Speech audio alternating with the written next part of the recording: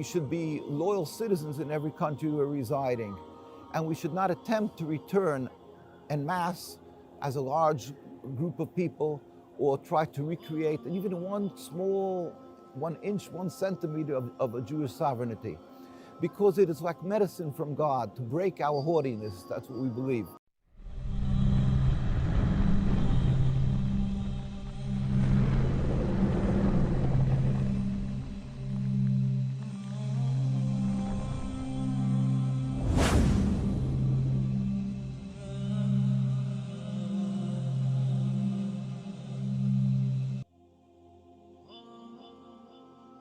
A'udzubillahiminasyaitonirrajim. Bismillahirrahmanirrahim. Assalamualaikum warahmatullahi wabarakatuh.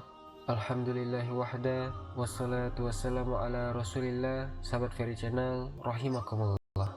Tahukah ikhwata, ada ayat Al-Quran yang menyatakan secara jelas agar umat Bani Israel memasuki tanah Palestina. Nah, ayat inilah yang sering digunakan oleh orang-orang yang pro-Zionis Israel untuk membela Zionis Israel dan negara Israel. Tapi bagaimana penjelasannya? Maka mari kita bahas syubhat yang satu ini.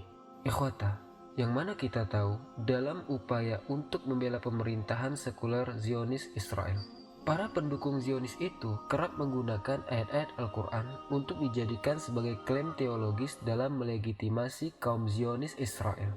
Di sini mereka menggunakan ayat-ayat Al-Quran secara parsial, secara terbatas, dan bahkan secara literal untuk menyatakan bahwa apa yang dilakukan oleh Zionis Israel atas Palestina itu adalah sesuatu yang direstui oleh Tuhan.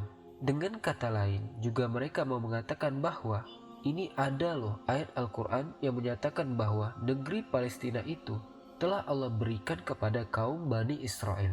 Argumen seperti ini tidak hanya digunakan oleh para pro-Zionis yang non-Muslim, terkadang juga digunakan oleh para pro-Zionis dari kalangan Muslim. Baik ikhwata, jika demikian, jika Anda menggunakan klaim teologis untuk mendukung agenda Zionisme, maka konsekuensinya Anda juga harus menerima jika ada klaim teologis pula yang, dengan kata lain, jika Anda menggunakan ayat dari kitab suci untuk membenarkan agenda gerakan Zionisme atau membenarkan kolonisasi Yahudi di Palestina, maka Anda juga harus siap menerima jika ada ayat dari kitab suci pula yang membantah perbuatan itu.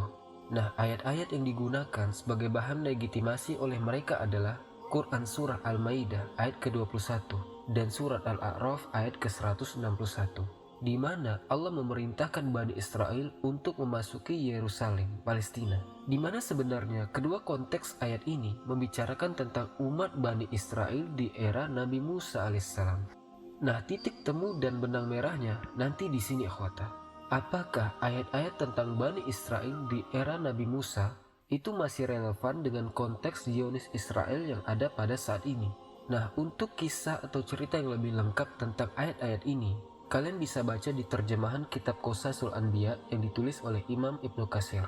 Judulnya adalah Kisah Para Nabi, khususnya di bab kisah Nabi Musa dan kisah Nabi Yusha ibn Nun. Kalau ditanya apakah Allah pernah menjanjikan tanah Palestina untuk Bani Israel, maka kita jawab secara jujur bahwa Allah memang pernah menjanjikan tanah itu. Tapi ikhwata, itu tidak berarti untuk selamanya. Nah, kenapa tidak untuk selamanya? Karena Allah juga mengambil perjanjian dengan Bani Israel.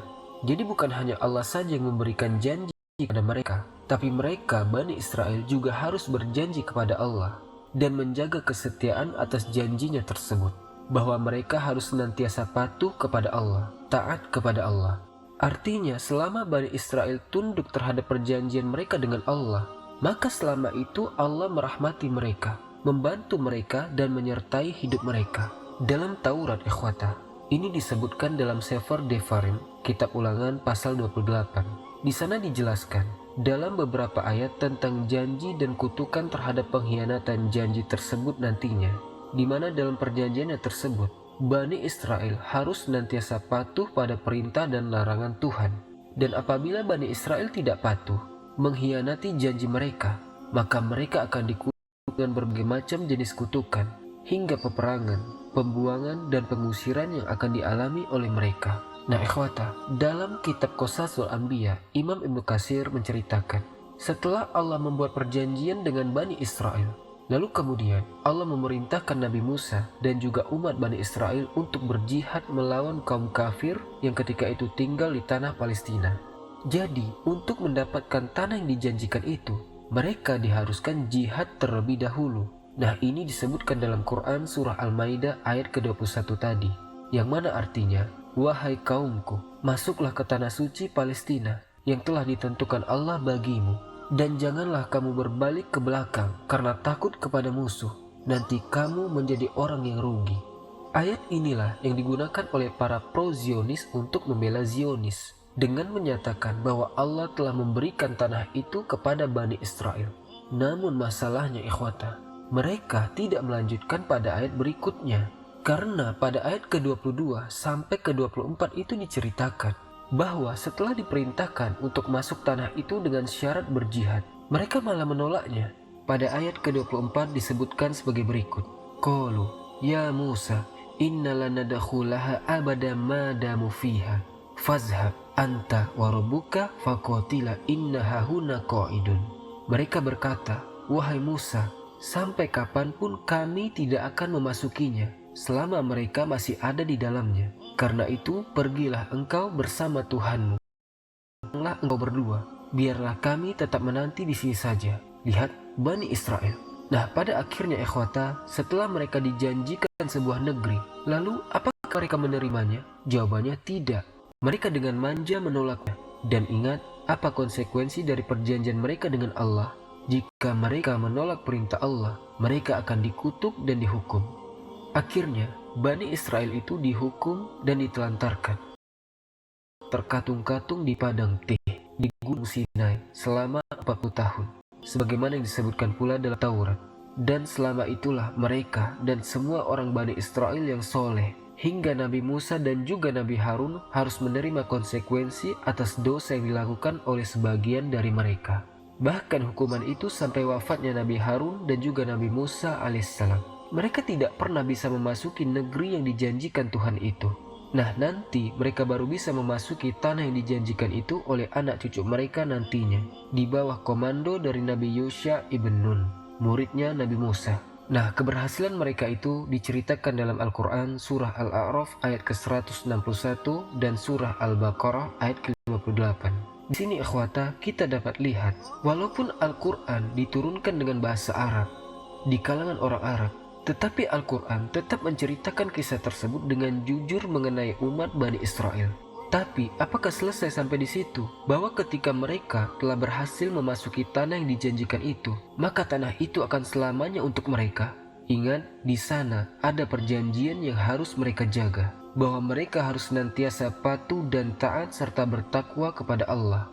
Lanjut cerita ikhwata. Setelah mereka berhasil memasuki Yerusalem, Bani Israel ketika itu di bawah tanggungan Nabi Yusha. Lalu Nabi Yusha membagi-bagikan kawasan Palestina itu kepada suku-suku Bani Israel ketika itu. Nah kemudian seiring berjalannya waktu, kaum Bani Israel kemudian dipimpin oleh beberapa hakim. Dan salah satu hakimnya itu adalah Nabi Asmuel atau Nabi Samuel. Nah Nabi Asmuel itu kemudian mengangkat raja pertama Bani Israel, yakni yang bernama Tolut atau Saul. Nah Tolut itu memiliki pasukan bernama Daud. Nah Nabi Daud kemudian mengalahkan Jalut.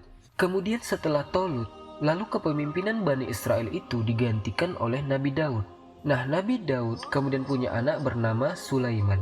Lalu Nabi Sulaiman diangkat menjadi raja, kemudian mendirikan Bet Hamikdas atau Baitul Maqdis. Nah setelah Nabi Sulaiman itu wafat, kerajaan Bani Israel kemudian terpecah menjadi dua, kerajaan utara dan kerajaan selatan. Nah di masa inilah umat Bani Israel kembali melanggar perjanjian mereka dahulu dengan Allah. Kesyirikan, maksiat dan pelanggaran hukum pun dilakukan. Dan pada masa ini pula Allah banyak mengutus para nabi untuk mengingatkan kaum Bani Israel. Namun banyak juga di antara mereka nabi-nabi yang Allah utus itu yang kemudian mereka bunuh. Nah di antara nabi yang diutus pada masa ini itu adalah Nabi Yesaya atau Nabi Yesaya dan Nabi Irmia atau Nabi Yeremia. Kedua nabi ini diceritakan hidup di masa di mana Bani Israel itu mulai menyimpang. Dan mereka itu memperingatkan kepada Bani Israel atas ancaman hukum. Namun seperti yang sudah dijelaskan dalam Al-Quran tentang karakteristik mereka yang bebal, akhirnya mereka dihukum dengan diusir dari sana. Sekali lagi, mereka diusir dari tanah yang pernah dijanjikan oleh Allah. Karena apa? Karena mereka tidak patuh pada janji mereka terhadap Allah. Nah, kerajaan utara kemudian diinvasi oleh kerajaan Asyur pada tahun 722 sebelum Masehi. Dan kemudian mereka dibuang entah berantah yang sampai sekarang ini disebut sebagai suku Bani Israel yang hilang. Kemudian pada tahun 586 sebelum Masehi, kerajaan selatan kemudian diinvasi oleh Babilonia dan mereka dibuang ke Persia. Jadi mereka itu karena mereka telah berdosa. Kemudian mereka mengkhianati perjanjian mereka kepada Allah. Disebutkan dalam kitab Yahudi, yakni Yehezkiel pasal 39 ayat ke-23 sampai 24 sebagai berikut. Bangsa-bangsa akan tahu bahwa kaum Israel dibawa ke dalam pembuangan karena pelanggaran mereka. Sebab mereka melakukan pengkhianatan terhadapku, maka aku menyembunyikan mukaku daripada mereka dan menyerahkan mereka ke dalam tangan lawan sehingga semuanya tewas oleh pedang. Namun karena Allah masih sayang dengan mereka, 46 tahun kemudian mereka dapat masuk kembali ke tanah yang dijanjikan itu lagi, hingga mereka kembali membangun Beit Hamikdash atau Baitul Maqdis yang kedua, di mana yang pertama itu kan sudah dihancurkan oleh kerajaan Babilonia. Namun apakah itu pertanda bahwa sejak saat itu ketika mereka berhasil kembali masuk ke tanah itu, bahwa tanah itu menjadi sah untuk mereka selama-lamanya? Ikhwata, dalam Al-Quran surah Al-Anbiya ayat 105 disebutkan, Walaqad katabna fiz zaburi min ba'di zikri anal ardo yarisuha ibadiyas solihun. Telah tertulis dalam Zabur bahwa bumi ini akan diwarisi oleh hamba-hambaku yang soleh. Dan benar saja dalam Mazmur pasal 37 ayat 29 disebutkan, orang-orang soleh akan mewarisi tanah itu dan mendiami selamanya. Perjanjian mereka dengan Tuhan itu disebutkan dalam 2 Tawarikh pasal 6 ayat 16 sebagai berikut. Keturunanmu tak akan terputus di hadapanku dan tetap akan duduk di atas tahta kerajaan Israel, asal anak-anakmu tetap hidup menurut hukumku, sama seperti engkau hidup di hadapanku. Nah, itu perjanjiannya. Pertanyaannya ikhwata, apakah mereka tetap mempertahankan kesolehannya dan terus hidup menurut hukum Tuhan? Faktanya, pada tahun 63 sebelum Masehi, kerajaan Yahudi itu diinvasi lagi oleh Romawi, dan pada tahun 70 Masehi, orang-orang Yahudi diusir lagi dari sana.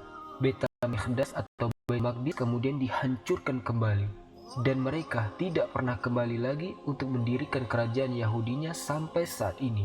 Nah, kisah pengusiran kedua ini tidak diceritakan dalam kitab suci, karena ketika itu kitab sucinya umat Yahudi itu telah selesai ditulis. Namun peristiwa pembuangan dan pengusiran mereka dari yang pertama dan yang kedua ini, itu kemudian disebutkan dalam Al-Quran, yakni pada surah Al-Isra ayat kedua hingga ayat ke-8. Semenjak saat itu Bani Israel itu terpencar ke seluruh dunia. Ada yang ke tanah Arab yang kemudian disebut Yahudi Mizrahi, ada yang ke Spanyol yang nantinya dikenal sebagai Yahudi Sephardi, ada pula yang ke kawasan Eropa yang dinamai sebagai Yahudi Ashkenazi. Nah, ketika itu orang-orang Yahudi itu menganggap bahwa pengusiran mereka saat itu adalah bentuk hukuman dari Tuhan. The Romans and the Greeks, they came, they invaded the Holy Land and were driven from the land as a nation. Once that happened, we were put under a decree of exile. And so for 2,000 years, we're under a decree of exile by the Almighty, meaning that we are told by the Almighty that it is His will that we should not be the sovereign nation. We should be loyal citizens in every country we're residing.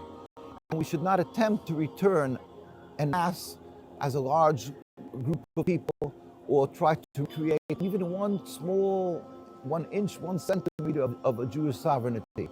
Because it is like medicine from God to break our haughtiness, that's what we believe. Dan mengenai mereka, dalam Talmud disebutkan, ada 3 sumpah yang harus dipatuhi oleh mereka setelah mereka diusir. Tepatnya disebutkan dalam Ketubot 111a, di mana sumpah itu disebutkan. Yang pertama, orang-orang Israel tidak boleh migrasi massal ke sana. Kemana? Ke tanah Israel, ke Palestina. Sumpah yang kedua, orang-orang Israel tidak boleh menindas bangsa-bangsa lain, termasuk bangsa-bangsa Arab, menurut sumpah ini. Dan yang ketiga, dan bangsa-bangsa lain semestinya tidak menganiaya orang-orang Israel secara berlebihan. Tiga sumpah inilah nanti yang jadi pegang oleh Yahudi-Yahudi yang anti-Zionis. Karena ikhwata sekarang ini kan ada Yahudi-Yahudi. Nah, mereka berpegang pada tiga sumpah ini. Nah, karena setelah itu tidak ada lagi nabi-nabi yang diutus kepada Bani Israel, maka mereka tidak lagi mendapatkan jaminan dan nubuah tentang kapan mereka harus kembali lagi. Karena tidak ada lagi nabi yang menjadi perantara Tuhan ketika itu. Yang sebenarnya kan Nabi Muhammad lah yang menjadi nabi nantinya. Nah, satu-satunya harapan mereka adalah tentang nubuah kedatangan Mesias yang akan membawa orang Israel kembali lagi ke tanah itu. Nah, disinilah nanti orang Yahudi itu berbeda pendapat. Apakah mereka harus tunggu Mesias dulu untuk kembali ke sana, atau mereka dulu yang kembali ke sana baru kemudian Mesiasnya datang? Ini nanti dampaknya itu muncullah kelompok-kelompok orang Yahudi yang anti-Zionis Israel dan Yahudi yang pro-Zionis Israel. Jadi kesimpulannya, jika Anda mengklaim